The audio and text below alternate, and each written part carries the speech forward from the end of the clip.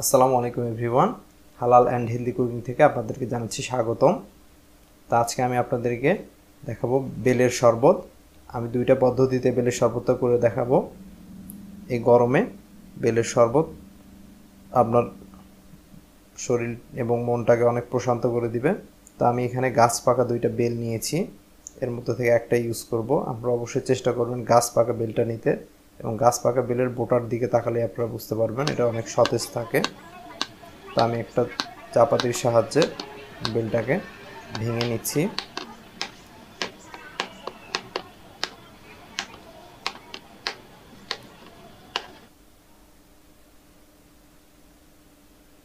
আপনারা সবসময় চেষ্টা করবেন ন্যাচারাল জিনিসগুলো প্রকৃতিতে যেভাবে আছে ঠিক সেভাবে খাওয়ার জন্য। রান্না করা জিনিসে আসলে পুষ্টিগুণটা ওইভাবে প্রপারলি পাওয়া যায় না, কারণ আমরা বাঙালিরা কুক করতে করতে এটাকে ভাজা ভাজা ভুনা ভুনা বা পোড়া পোড়া করে ফেলি। সেক্ষেত্রে এই ধরনের ফল বা ফলের জুস অনেক বেশি স্বাস্থ্যসম্মত এবং ভিটামিনের পরিমাণটা অনেক বেশি পাওয়া যায় এগুলোতে। আর এগুলো আমাদের দেশীয় ফল, এগুলোতে ফরমালিনের ঝামেলা নেই এক্সট্রা। তা আমি বেলের ভিতরের শাঁসটা বের করে নিয়েছি। এখন আমি হাতের সাহায্যে চটকে নিচ্ছি। এখানে সামান্য কিছুটা পানি ইউজ করছি আমি।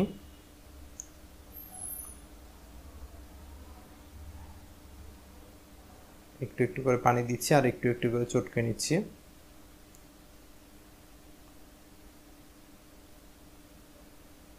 আমি আরও কিছুটা পানি অ্যাড করলাম।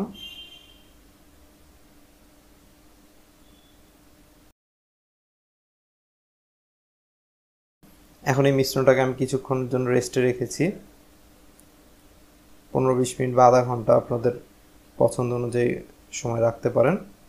তো কিছুক্ষণ ভিজিয়ে রাখার পরে আসলে বেলের যে শাঁসটা রয়েছে সেটা প্রপারলি পানি শুষে নেয় এবং এটা ভালোভাবে আঁশ থেকে ছাড়ানো যায়। অনেক সময় দেখা যায় বেল একটু কম পাকা থাকে, সেক্ষেত্রে এটা অনেক হেল্পফুল হয়।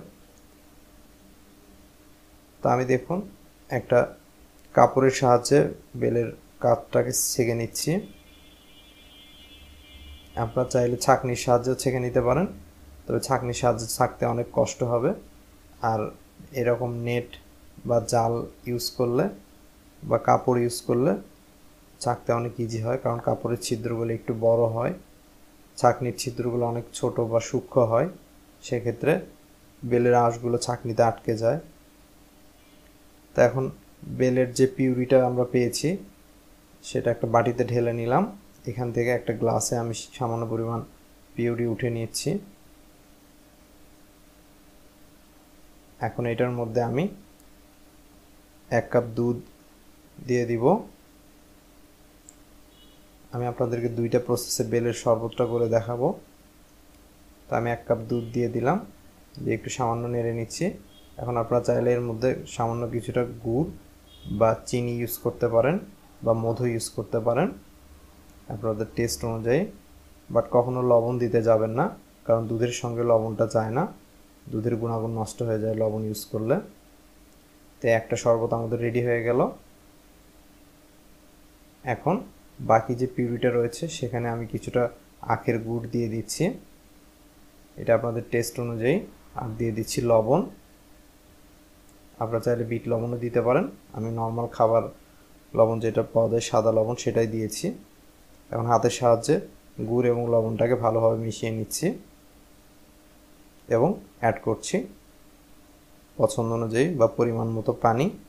আপনারা যেরকম ঘনত্বের শরবতটা পছন্দ করেন সেরকম পানি অ্যাড করবেন। এখন একটা গ্লাসে ঢেলে আমি এটাকে পরিবেশন করছি। তো দেখুন ভিউয়ার্স, কত অল্প সময়ে তৈরি হয়ে গেল ঝটপট আমাদের বেলের শরবত। এই গরমে অবশ্যই আপনাদের শরীরটাকে অনেক প্রশান্তি দেবে এবং পেটের স্বাস্থ্য ভালো রাখবে। তো আজ এ পর্যন্তই, ভালো থাকবেন। আসসালামু আলাইকুম।